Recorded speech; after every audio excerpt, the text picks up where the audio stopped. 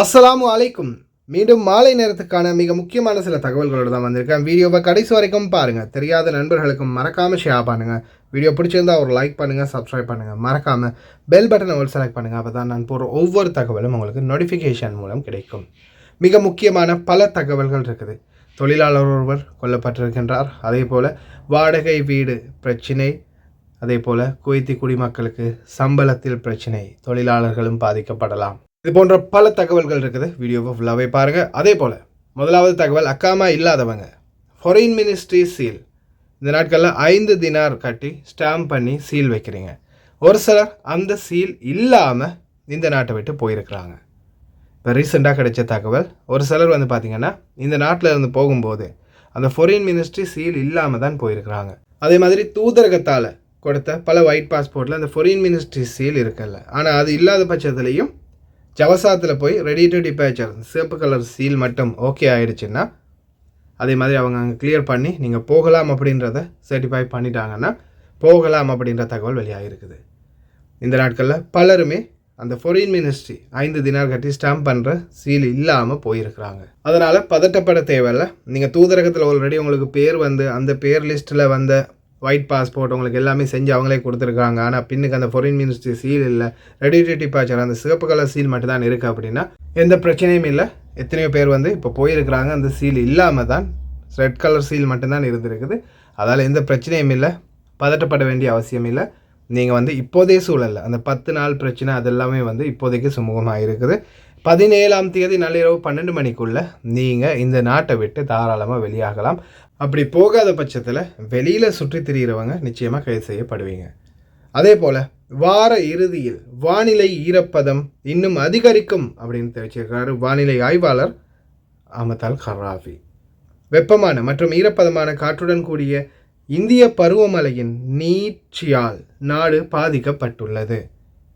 எதிர்வரும் நாட்களில் இன்னும் அதிகமான வெப்பநிலை அதிகரிக்கும், 50ஐயும் தாண்டும் அப்படின்னு காலநிலை ஆய்வாளர் இஷா ரமதான் தெரிவிச்சிருக்கிறார். வெளியில் வயதானவர்கள், குழந்தைகள் அதிகமான வெயில் நேரத்தில் வெளியில் போகிறத முடிந்த வரைக்கும் தவிர்த்துக்கோங்க. متوقعين كذلك أن ترتفع الحرارة بشكل ملحوظ وتزيد عن 50 درجة مئوية عدة أيام، خاصة من بعد منتصف شهر يونيو. يعني راح تنشد بعد الرطوبة اللي راح تجينا أيام اللي تتوقع من يوم السبت إلى تقريبا الأسبوع المقبل.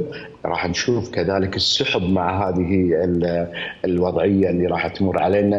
والرغم أن احنا في فترة البارح العود، وبارح العود راح يبدأ باكر إن شاء الله الجمعة. كذلك هذه السنة اللي راح تمر علينا شوية صعبة والحرارة تكون مرتفعة بشكل كبير. وراح تلاحظون كذلك في الأيام المقبلة أن بعد هذه الأيام الرطبة وبعض السحب اللي موجودة، ويمكن حتى تنزل أمطار أو تتكون بعض اللي هي السرايات من السحب. இறைச்சி கடைகளுக்கு வந்தது புதிய சட்டம். வர்த்தக அமைச்சகம் கசாப்பு கடைகள் மற்றும் இறைச்சி ஷோரூம்கள் நுகர்வோர் முன்னிலையில் மற்றும் அவரது கோரிக்கையின் பேரில் தவிர புதிய மற்றும் குளிர்ந்த துண்டாக்கப்பட்ட இறைச்சியை விற்பனை செய்ய தடை விதித்துள்ளது. இறைச்சி கடைகளில் இறைச்சியை எடை போடும்போது இறைச்சியோடு சம்பந்தப்படாத கழிவுகளை ஒன்று சேர்ப்பதும் தடை செய்யப்பட்டுள்ளது. சாதாரணமாக சில கடைகளில் பார்த்திங்கன்னா கொழுப்பு, தோல் அல்லது தனி இறைச்சி கேட்டால் அதோடு சேர்த்து முட்களை கலந்து கொடுப்பாங்க. இந்த மாதிரி முள்ளுகளை கலந்து கொடுக்குறதோ, கொழுப்பு மற்றும் சில தோள்களை கலந்து கொடுக்கறது தடை செய்யப்பட்டிருக்குது. அதே போல் இனி வரும் காலம் வெட்டி துண்டாக்கப்பட்ட இறைச்சிகள் கடைகளில் விற்கக்கூடாது அப்படின்னு தெரிவிச்சிருக்கிறாங்க. அப்படி விற்கிறதா இருந்தால் அது கம்பெனி பேக்கினாக தான் இருக்கணும். இல்லை இவங்க வெட்டி துண்டாக்கி பார்சல் பண்ணி விற்க முடியாது. நுகர்வோருக்கு முன்னால் இப்போ நீங்கள் கஸ்டமர் முன்னுக்கு போய் நின்று நீங்கள் சொல்கிற பீஸை நீங்கள் சொல்கிற மாதிரி அவங்க வெட்டி கொடுக்கணுமே தவிர வெட்டி வச்சு விற்க முடியாது. இப்போ ரீசெண்டாக முபாரக்கியா சூக்கில் நிறைய இறைச்சி கடைகள் பிடிப்பட்டது. அதில் பார்த்திங்கன்னா பழைய இறைச்சிகளை கலந்து விற்க ஆரம்பிச்சிருக்கிறாங்க. அதெல்லாம் பிடிப்பட்டதுக்கு பிறகு தான் இந்த அதிரடியான சட்டம் உருவாக்கப்பட்டுள்ளது. கேப்த் பகுதிகளில் வெளிநாட்டவர் ஒருவருடைய மரணம். 1970ஆம் ஆண்டில் பிறந்த ஒரு வெளிநாட்டவரின் சடலம் கண்டெடுக்கப்பட்டுள்ளது. இந்த சடலம் பல சந்தேகத்துக்கிடமான சர்ச்சைகளுக்குரிய சடலமாக மீட்கப்பட்டுள்ளது என பல இடங்களில் காயங்கள் மற்றும் இரத்த கசிவுகளோடு கண்டெடுக்கப்பட்டுள்ளது. இது சம்பந்தமாக வழக்கு பதியப்பட்டு அரசு துணை வழக்கறிஞரின் உத்தரவின் பேரில் தடவியல் துறைக்கு உடல் கூராய்வு செய்ய மாற்றப்பட்டுள்ளது. கெப்த் பகுதியில் ஜாக்கூருக்கு முன்னால் இந்த சம்பவம் நடந்ததாக தெரிவித்திருக்கின்றார்கள். குறிப்பாக கேப், ஜாக்கூர், சால்மி பாலைவனம், வஃப்ரா பாலைவனம், இது மாதிரி பல பகுதிகளில் தொடர்ந்துமே பார்த்திங்கன்னா இந்த மர்மமான முறையில் மரணங்கள், சடலங்கள், கொலைகள் தொடர்ந்துமே அரங்கேறிக்கிட்டே இருக்குது. இது வரைக்கும் இந்த வருடத்துக்குள்ளே இது 3வது சடலம் மீட்கப்பட்டிருக்குது. தயவு செய்து ரொம்ப கவனமாக இருங்க, குறிப்பாக இந்த பாலைவன பகுதிகளில் இருக்கிறவங்க. ஏன்னா சில நேரங்களில் இந்த கூடாரங்களில் இதுக்கு முன்னாடியே பார்த்திங்கன்னா அப்தலி பகுதிகளில் உங்களுக்கே தெரிஞ்சிருக்கும் 2 இந்தியர்கள் இறந்து ஒரு அறையில் கிடந்து சடலமாக மீட்கப்பட்டாங்க. 2 பேரும் மாறி மாறி சண்டை பிடிச்சிக்கிட்டதால் கத்தியால் அவங்க தாக்கினதாலேயே இரத்தப்போக்கில் உயிரிழந்ததாக தெரிவிச்சிருந்தாங்க. இதே மாதிரி இன்னும் எத்தனையோ சம்பவங்கள் நம்மளுக்கு செய்திகளில் பார்க்க கிடச்சிருக்குது. அதனால் தயவு செய்து இந்த நாட்டில் முடிந்த வரைக்கும் எந்த பிரச்சனையாக இருந்தாலும் சட்ட ரீதியாக முயற்சி பண்ணுங்கள். கைகலப்புகளுக்கோ சண்டைக்கோ வாக்குவாதத்துக்கோ தயவு செய்து முகம் கொடுக்காதீங்க. அது கடைசியில் உயிராபத்துக்கு கூட இட்டு செல்லலாம். அதே போல் இந்த 54 வயது வெளிநாட்டவர், எந்த நாட்டவர் எனும் தகவல் இதுவரையிலும் வெளியிடப்படவில்லை. உடல் கூராய்வு பகுப்பாய்வின் பிறகு இவருடைய மரணம் சம்பந்தப்பட்ட விடயங்கள் மற்றும் இவருடைய கொலை சம்பந்தப்பட்ட விடயங்களை வெளியிடுவதாக உள்துறை அமைச்சகம் தடவியல் துறை தெரிவித்துள்ளது. தயவுசெய்து ரொம்ப கவனமாக இருங்க. அடுத்ததாக குவைத்துடைய இன்னொரு மிக முக்கியமான தகவல், சால்மி கிராசிங் வழியாக சவுதி அரேபியாவுக்கு தப்பிச் செல்வதற்கு முன்பு கைது செய்யப்பட்ட பின்னர் ஜஹராவில் உள்ள மசூதி அருகில் எகிப்திய குழந்தையை அநாகரிகமாக தாக்கிய யமன் மசூதி இமாமின் ஆயுள் தண்டனையை கஷேஷன் நீதிமன்றம் உறுதி செய்கிறது. குழந்தைகள் மீது கை வைப்பவர்கள் நிச்சயமாக இது மாதிரியான தண்டனைகளுக்கு உட்படுத்தப்பட வேண்டும். மரண தண்டனை கொடுப்பதிலும் எந்த ஒரு தவறும் இல்லை. அதே போல் தயவு செய்து ரொம்ப கவனம், வீடுகளில் இருக்கக்கூடியவங்க, குழந்தைகளோ பராமரிக்கக்கூடியவங்க, அதே மாதிரி ஓட்டுநர்கள் தயவு செய்து ரொம்ப கவனம். குழந்தைகளை அனுசரிக்கும் போது கொஞ்சம் பார்த்து நிதானமாக. ஏன்னா சில நேரங்களில் நீங்கள் தொடுறது தவறாக கூட அந்த இடத்துல சித்தரிக்கப்படலாம். அடுத்ததாக குவைத்துடைய பல பகுதிகளிலையும் நில ஆக்கிரமிப்பு மூலம் நிறுவப்பட்டிருந்த பல கூடாரங்கள் மற்றும் பல வாகன தரிப்பிடங்கள் அதிரடியாக அடித்து உடைக்கப்படுகின்றது குவைத்துறை முனிசிபாலிட்டியால். இதுக்கு முன்னாடியே நான் உங்களுக்கு வீடியோவில் காட்டியிருப்பேன்னு நினைக்கிறேன். மஞ்சள் கலரில் ஒரு நோட்டீஸ் அடிச்சுட்டு போயிருப்பாங்க. அந்த நோட்டீஸ் ஒட்டி ஒரு வாரமாகியும் அவங்க அந்த கூடாரத்தை ரிமூவ் பண்ணாத பட்சத்தில் நிச்சயமாக குவைத்துடைய முனிசிபாலிட்டி எல்லா இடங்களையும் அதுவும் அடித்து நொறுக்கி ஃபுல்லாகவே தரமட்டம் ஆக்கிடுவாங்க. எந்த ஒரு பொருளுமே அவங்களுக்கு முழுசாக கிடைக்காது, எல்லாத்தையுமே உடைச்சி தரமட்டமாக்கி வீசிடுவாங்க. அதனால் பார்க்கின்கள் அல்லது வீட்டு மதில் சுவர்களோ அல்லது அந்த பிளாஸ்டிக்கால், சிகப்பு கலர் அல்லது பச்சை கலரால் பிளாஸ்டிக்கால் ஃபுல்லாகவே மறைச்சி வச்சுருப்பாங்க ஹதீக்கா மாதிரி. அந்த இடங்களில் ஏதாவது மஞ்சள் கலர் ஸ்டிக்கர் ஒட்டி இருந்தால் உடனே கஃபீல கூப்பிட்டு காட்டுங்க, கிழிச்சு போட்டுறாதீங்க. ஃபைலக்கா ஐலண்ட் நீங்கள் நல்லா பார்த்துக்கோங்க. இந்த சீலை இந்த மாதிரி சீல் அடிச்சிருந்துச்சுன்னா, இப்போ நிறைய பேர் வாடகைக்கு வீடுகள் எடுப்பீங்க. இந்த மாதிரி சீல் அடிச்சிருந்துச்சுன்னா அந்த வீட்டை தயவு செய்து எடுத்துடாதீங்க. 10 பேர் 20 பேர் தொழிலாளர்கள், கம்பெனிகள் வாடகைக்கு வீடு எடுக்கிறாங்க. அந்த வீட்டில் இந்த மாதிரி ஒரு சீல் இருக்குன்னா தயவு செய்து எடுத்துடாதீங்க. அந்த வீடை உடைக்கிறதுக்காக உத்தரவிட்டிருக்கிறாங்க அப்படின்றத ஞாபகத்தில் வச்சுக்கோங்க. இப்போ பாருங்கள் எத்தனை வீடுகள் இருக்குன்னு. அதே மாதிரி هذا مع اليوم رقم الصبح هذانا مالنا خريجي هذا بيت رقم مال الصبح بعدين مال انت صديق هذا رقم مال الصبح هذا هو بعد بيت مال انت ركب هذا مال الصبح هذا شفته بيت مالنتي يعني هذا منطقة كله يعني هذا منطقة كله هو هذا بيوت كله بيوت هذا كله منطقة ركب بيت مال نفسه الصبح هذا كله منطقة هذا ركب هو مال الصبح نفسه شفته هذا 4 هذا 5 سجل هو كذي كله يعني هذا بيت هو ركب مال الصبح. السلام عليكم. السلام عليكم اخوي شلونك زين؟ هذا مع اليوم رقم الصبح هذانا مالنا خريجي هذا بيت رقم مال الصبح بعدين مال انت صديق هذا رقم مال الصبح هذا هو. மிக மகிழ்ச்சியான ஒரு செய்தி. அது வெளிநாட்டவர்களாக இருக்கலாம், குவைட்டிகளாக இருக்கலாம். நிச்சயமாக இவர்கள் அனைவருக்குமே இந்த கிட்னி ஃபெயிலியர் சம்மந்தப்பட்ட பிரச்சனைகளுக்கு இந்த நாட்டில் நிறைய தீர்வுகள் கிடைக்காமலே போயிடுச்சு. வெளிநாடுகளுக்கு குவைத்திகள் போனாங்க, வெளிநாட்டவர்களுக்கு எந்த ஒரு வாய்ப்புமே இல்லாமல் இருந்துச்சு. அல்ஹம்துலில்லாஹ் இப்போதைக்கு சிறுநீரக நோய்கள் மற்றும் அறுவை சிகிச்சைகளுக்கான குவைத் மையம் திறக்கப்பட்டுள்ளது.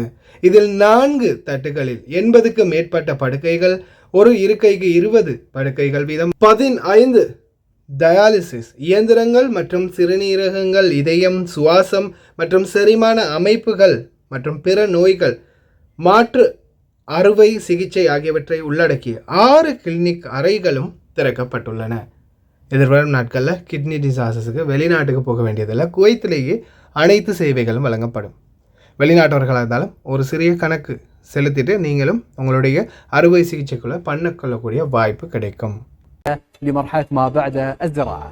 المركز مكون من 4 طوابق ويحتوي على العيادات الخارجية المخصصة للمتابعات الدورية، وتشمل بالإضافة لعيادات أمراض وزراعة الكلى للكبار والصغار، تشمل العيادات التي قد يحتاجها مريض الكلى لإتمام عملية زراعة الكلى ولما بعد الزراعة، مثل عيادة أمراض القلب وعيادة الجهاز التنفسي وعيادة الجهاز الهضمي وعيادة التغذية. كذلك يحتوي على قسم للطوارئ يقدم الرعاية الطبية على مدار الساعة، و4 أجنحة للرجال والنساء بسعة تصل ل 80 سرير مزودة بغرف للعزل، وقسم للعناية المركزة. وبجانب العناية المركزة هناك جناح خاص للغسيل الكلوي المزود بأحدث أجهزة وفلاتر الغسيل وبسعة 20 سرير. في المركز كذلك وحدة لمناظير الجهاز الهضمي ومناظير الجهاز التنفسي، والتي تجرى عبر طواقم طبية مؤهلة ومتخصصة، وقسم للأشعة، وصيدلية مركزية تخدم المركز ككل، وصيدلية أخرى لصرف الأدوية والعلاجات من العيادات الخارجية. هذا بالإضافة إلى مختبر لعمل كافة التحاليل التحضيرية والتحاليل الخاصة لمتابعة مرضى زراعة الكلى. ولما كان الاهتمام بالبعد البحثي والتعليمي من أولويات الممارسة الطبية، خصصت في المركز مكتبة إلكترونية وقاعة محاضرات لمدارسة آخر المستجدات والتطورات العلمية والبحثية. المركز يخدم جميع مرضى زراعة الكلى في دولة الكويت عبر الاستشارات الطبية وعمل التحاليل المخبرية وتقييم المريض من جوانب طبية تخصصية في مجالات أخرى مثل كفاءة القلب والجهاز التنفسي والهضمي وأمراض السكر والأمراض المعدية، واستقبال الحالات في الطوارئ، ومتابعة دخول المرضى في الأجنحة أو العناية المركزة إذا دعت الحاجة، وعمل جلسات الغسيل الكلوي. كذلك يقوم بإجراءات دقيقة كأخذ عينات من الكلى المزروعة تحت إرشاد الموجات فوق الصوتية. نفخر بهذا الصرح الطبي النوعي المتميز في بلدنا الحبيب، ونفخر ونثمن جهود القائمين عليه وكل من ساهم في تشييده وتجهيزه، مع أطيب التمنيات لكم جميعا ولجميع المراجعين بموفور الصحة والسلام. கல்வி அங்கீகாரத்திற்காக சான்றிதழ்களை சமர்ப்பிக்க மறுப்பவர்களுக்கு கொடுப்பனவுகளை நிறுத்துவது குறித்து அரசு நிறுவனங்கள் பரிசீலித்து வருகின்றன. வழக்கை பரிந்துரைப்பது உட்பட பிற தண்டனைகளை விதிப்பதில் படிப்படியான கொள்கைகளை பின்பற்றவும் தற்போது அவர்களுக்கான முழு கொடுப்பனவுகளை நிறுத்தவும் முன்வைக்கப்பட்டுள்ளது புதிய கோரிக்கை. கவர்மெண்ட் ஏஜென்சிஸ், அதே மாதிரி ப்ரைவேட் செக்டார், கவர்மெண்ட் செக்டார்களில், அரசு துறைகளில், தனியார் துறைகளில் வேலை செய்த குவைத்தி குடிமக்கள் அவங்க போலியான சான்றிதழ்களை சமர்ப்பித்து வேலை வாய்ப்புகளை பெற்றிருந்தாங்கன்னா அவங்களுக்கு நிச்சயமாக அவங்களுடைய சம்பள பணம் கிடைக்காது அப்படின்னு தெரிவிச்சிருக்கிறாங்க. இனி வரும் நாட்கள் அந்த மாதிரி யாராவது தவறு பண்ணியிருந்தாங்கன்னா மிகப்பெரிய சிக்கலில் முகம் கொடுக்க வேண்டி வரும். அதே போல் இன்னொரு முக்கியமான தகவல் என்னென்னா, 631 போலி அறிக்கைகள் குவைத் குடியுரிமை பெறுவதற்காக கிட்டத்தட்ட 75 நாட்களுக்குள் 631 புகார்கள் பதிவு செய்யப்பட்டுள்ளது. உள்துறை அமைச்சகத்தின் ஹாட்லைன் எச்சரிக்கை ஒலித்து கொண்டே இருக்கின்றது. எத்தனை பேர் போலியான பாபாக்கள் அப்படின்றது சொல்ல தெரியலை. ஆனால் இந்த போலியான பாபாக்கள் சிக்கினாங்கன்னா நிச்சயமாக அவங்கள இந்த நாட்டை விட்டு உடனடியாக நாடு கடத்துவாங்க. அதில் இன்னொரு முக்கியமான பிரச்சனை என்னென்னா, அவங்களுடைய குழந்தைகளுக்கும் இந்த நாட்டு குடியுரிமை வழங்கப்படாது அப்படின்றத தெரிஞ்சிருக்கிறாங்க. இந்த நாட்டு குவைத்தி குடிமகன் ஒரு ஆணுடைய குழந்தைக்கு இந்த நாட்டில் குடியுரிமை கிடைக்கும். வெளிநாட்டு ஆண் குவைத்தி பெண்மணியை திருமணம் முடித்தாலும் அது அந்த ஆண் வெளிநாட்டவருடைய குழந்தைகள் என்பதால் தந்தையின் வம்சாவளி எதுவோ, தந்தையினுடைய தாய்நாடு எதுவோ அதுவே அந்த குழந்தைகளுக்கும் சொந்தமாகும் அப்படின்னு தெரிவிச்சிருக்கிறாங்க. இந்த மாதிரி போலியான பாபாக்கள் எத்தனை பேர் வெளியாக போகிறாங்கன்னு தெரியல. இப்போதைக்கு வரைக்கும் கடந்த வருடத்திலேருந்து 1000க்கும் அதிகமான புகார்கள், 1000க்கும் அதிகமான ஜென்சியாக்கள் பறிக்கப்பட்டிருக்குது. அவங்கள இந்த நாட்டை விட்டு வெளியாக்கினாங்கன்னா, அதே மாதிரி அவங்களுடைய அந்த சம்பள பணம் கொடுப்பனவுகளை தடை பண்ணிட்டாங்கன்னா, ஃபோர்ஜரி வேலைகள் செஞ்சதால் நிச்சயமாக இதில் அதிகமான வெளிநாட்டவர்கள், வீட்டு தொழிலாளர்கள், பணிப்பெண்கள், ஓட்டுநர்கள் பாதிக்கப்படுவாங்க. ஏன்னா இப்போதைக்கு வரைக்கும் பலருக்குமே சம்பளம் கொடுக்கறதுல பிரச்சனைகள் அதிகரிச்சிருக்குது. சில வீடுகளில் பாபாக்களுக்கு சம்பளம் வருது இல்லை, எனக்கு இப்போ பிரச்சனை இருக்குது, கேஸ் இருக்குது, கோர்ட்டில் கேஸ் போயிட்டு இருக்குது அப்படின்னு சொல்லி சம்பளம் கொடுக்காம வச்சுருக்கிறாங்க. ஒரு சிலருக்கு பத்தாக்காவே அடிக்க முடியலை, லைசன்ஸ் எடுத்து கொடுக்கல. இது எல்லாத்துக்குமே காரணம் இது மாதிரியான ஒரு சில சிக்கல்கள் தான். அடுத்ததாக வஃப்ரா பகுதிகள், ஹைரான் பகுதிகள். இந்த பகுதிகளுக்கு போகும்போது நிறைய மரங்கள் ரோட்டோரமாக சரிந்து விழுந்து நிறைய மரங்கள் சடைத்து வளர்ந்துருக்கிறதால தொடர்ந்தும் வாகன விபத்துகள். இந்த வாகன விபத்துகளை தடுக்கிறதுக்காக புஜர்ரா அவர்கள் அதிரடியான வேலை திட்டத்தில் بالويكند يا يروح الشاليه او مول الخيران. انا موجود في اشهر شارع بالخيران، طريق 278. شير الصفصاف محل الشارع بالكامل، بس المشكله ان اكثر الشير طالع على الشارع. اي واحد يسوق بالحاره هذه راح يضطر انه ينام على الحاره الثانيه، وكذي راح تسبب حوادث. اخطر وحده موجوده عند الفوق تحت والكل يعرفها. طبعا اللي يلف فوق تحت ما يقدر يشوف الحاره الثانيه، فلازم الحين نقصها ونعدلها. بالتعاون مع اكاديميه ريمان الفروسيه ووفره سيتي وهيئه الزراعه ما راح نتحلطم، راح نبادر ونغير ونعدل. பொதுப்பணித்துறை அமைச்சகம் சுற்றுச்சூழல் அதிகார சபையின் முக்கியமான ஒரு பணி இது. ஆனாலும் அவர்களுடைய வேலை திட்டம் இன்னும் தாமதமாக இருப்பதால் சமூக ஆர்வலர்களில் முக்கிய பங்காற்றும் ஒருவரான குவைத் நாட்டில் பல சேவைகளை தொடர்ந்து செயல்படுத்தி வரும் புஜர்ரா அவர்கள், ராயல் பார்மசி உரிமையாளர், தற்போது இந்த வேலை திட்டத்தை முன்னெடுத்திருக்கின்றார். இந்த வேலை திட்டம் மிகவும் பெருமதியானது ஓட்டுநர்களுக்கு. ஏன்னா இந்த மாதிரி நிறைய மரங்கள் வளர்ந்துருக்கிறதால ரோட்டில் வண்டி நிறுத்தி இருந்தாலோ இல்லை எக்ஸிட்டில் யூடர்னில் வண்டிகள் டேர்ன் பண்ணி போடக்கூட சில டைம்களில் விளங்குறது இல்லை வாகனங்கள். அல்ஹம்துலில்லாஹ், அவருக்கும் ரொம்ப நன்றி. அதே போல் வாடகை வீடு, குறிப்பாக நீங்கள் ரெண்ட்டுக்கு ஒரு இடத்துல வீடு எடுத்திருந்தாலும் சரி அல்லது அப்பார்ட்மெண்ட்கள் இருந்தாலும் சரி, உங்களுடைய ஹாரிஸ் அல்லது அந்த அப்பார்ட்மெண்ட்டுக்கு பொறுப்பானவர் தண்ணீர் பில், லைட் பில்லுக்குன்னு வேறையா பணம் கேட்குறாரா, பார்க்கினுக்குன்னு வேறையா பணம் கேட்குறாரா, இது சட்டப்படி குற்றம். நீங்கள் ரெண்ட் பே பண்ணிட்டீங்கன்னா, வாடகையை பே பண்ணிட்டீங்கன்னா அதுக்கு பிறகு ஒரு பைசா கூட மிச்சமாக கொடுக்கக்கூடாது. இன்றைய தினம் ஒரு வீடியோ காட்சியை வெளியிட்டிருக்கிறாங்க தஃப்தீஷ் குவைத். அதுவும் குறிப்பாக ஒரு எஜிப்து நாட்டவர் இதை பற்றி ஃபுல்லாகவே தெளிவாக விளக்கமாக சொல்லியிருக்கிறாரு அரசாங்கத்துக்கு. நிச்சயமாக விரைவில் இந்த மாதிரி வாடகை எடுக்கிறவங்களுக்கான அதிரடியான சட்டம் நிறுவப்படும். الشقة قال 230 دينار في الشهر. قلنا له طب ما تقدرش تنزل لنا 10 15؟ قال لي لا والله ده هو صاحب العمارة اللي هو محدد الإيجارات دي. طيب اللوند المحروقة دي، الصالة عاوزة شوية تعديل. قال كله ده قبل ما تستلموا الشقة احنا هنعمله. هتستلموا الشقة ممتازة ما فيهاش أي شيء ناقصها، بس بعد كده أي شيء يخرب فيها انتوا اللي هتعملوه. وإنه كلام كويس. طيب امتى هتيجوا؟ الناس قالوا له يوم 20/4 إن شاء الله الجاي ده. قال لهم طيب أنا هاخد 30 دينار بتاع عشان خاطر أعمل لكم الصبغة بتاع الصالة، أعمل لكم صبغة جديد، و10 دينار نظافة، و30 دينار تاني. قالوا 30 دينار تاني بتاع ايه؟ قال له هدية جفت. طيب انت المفروض انت قلت لي هسلمك الشقة زي ما هي يعني نظيفة، يعني المفروض انا راح اتأجر شقة تكون الشقة نظيفة مش ناقصها حاجة، مش ان انت هتصلحها على حسابي انا، لا ده انا اخدها منك مش ناقصها اي شيء، ولو اي شيء خير فيها بعد كده تصليح على حسابي. ده الكلام المعقول. اما انك انت عاوز تاخد مني تمن تصليح تقول اخد منك 30 دينار عشان اجدد لك الصبغه بتاع الصاله، و10 دينار نظافه. ليه 10 دينار نظافه؟ انت هتنظف برج ايفن ده كلهم شويه لا مؤاخذه شخاخه حمام شخيخهم في البلكونه، هتلمهم انفجروه في دقيقتين وخلصنا. طب وال30 دينار هتاخدها بتاع ايه؟ جفت ايه يعني؟ هديه بمناسبه ايه؟ احنا عرفنا ان الموضوع ده معلش يعني بلدياتنا الحراس المصريين هم اللي يعملوه.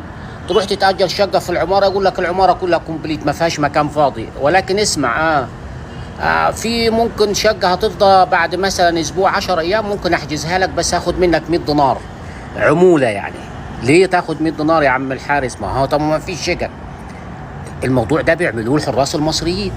اما ما كنتش اتوقعه من الحراس عفوا الاسيويين البنجال. طب انت ليه هتاخد مني 30 دينار؟ انت حسبتني قلت 30 دينار للصبح و30 دينار சுரண்டல்காரர்களுக்கு இந்த நாட்டில் அதிகமான தண்டனைகள் இருக்குது. அதுலேயும் குறிப்பாக சிலர் வந்து இந்த வாடகை விடுறதுல பார்த்தீங்கன்னா சில அப்பார்ட்மெண்ட்கள் கொடுப்பாங்க. அதுக்கு பிறகு தண்ணீர் பில் வேறையா, லைட் பில் வேறையா கேட்குறது, பார்க்கிங்குன்னு வேறையா பணம் கேட்குறது, இந்த மாதிரி சில சம்பவங்கள் இன்றைக்கு வரைக்கும் நடந்துகிட்டு இருக்குது. அதே மாதிரி சிலர் வந்து அந்த பணங்களுக்கு பில் கொடுக்குறது இல்லை. இப்போ சாதாரணமாக ஒரு ரெண்ட் பே பண்ணும்போது ஒரு மாதத்துக்கு 100 தினார் நீங்கள் ரெண்ட் பே பண்ணுறீங்கன்னா அந்த ரெண்டுக்குரிய பில் கட்டாயம் கொடுக்கணும். அதுதான் சட்டம். ஏன்னா பல இடங்களில் இன்றைக்கு வரைக்கும் அந்த பார்ட்டிஷன் அடித்து துண்டு துண்டாக கொடுத்துருக்கிறதால அதுக்கெல்லாம் பில் கிடைக்கிறது இல்லை. ஆனால் இதே நீங்கள் ஒஃபிஷியலான ஒரு அப்பார்ட்மெண்ட்டில் ஒரு செக்காக தனியாக எடுத்துருக்கீங்கன்னா அதுக்குரிய பில் கட்டாயம் கொடுக்கணும். அதே மாதிரி நீங்கள் எவ்வளோ பே பண்ணுறீங்களோ அந்த பேமெண்ட் அப்படியோ பில்லாக உங்களுக்கு கொடுக்கணும். அப்படி கொடுக்காத பட்சத்தில் வணிக வர்த்தக அமைச்சகத்துக்கு நீங்களும் உடனடியாக புகார் அளிக்கலாம். அதே மாதிரி இந்த மாதிரி எக்ஸ்ட்ராவாக யார் பணம் கேட்டாலும் கொடுக்க வேண்டிய அவசியமே இல்லை. அது சட்டத்துக்கு புறம்பானது அப்படின்னு தெரிவிச்சிருக்கிறாங்க. ரொம்ப கவனம். ஓகே ஃப்ரெண்ட்ஸ், கடைசி வரைக்கும் பார்த்த எல்லாருக்குமே ரொம்ப நன்றி. தெரியாத நண்பர்கள் நிறைய பேர் இருப்பாங்க, அவங்களுக்கும் மறக்காமல் ஷேர் பண்ணுங்கள். வீடியோ பிடிச்சிருந்தா ஒரு லைக் பண்ணுங்கள், சப்ஸ்கிரைப் பண்ணுங்கள். இன்னொரு நல்ல வீடியோவில் சந்திக்கலாம்.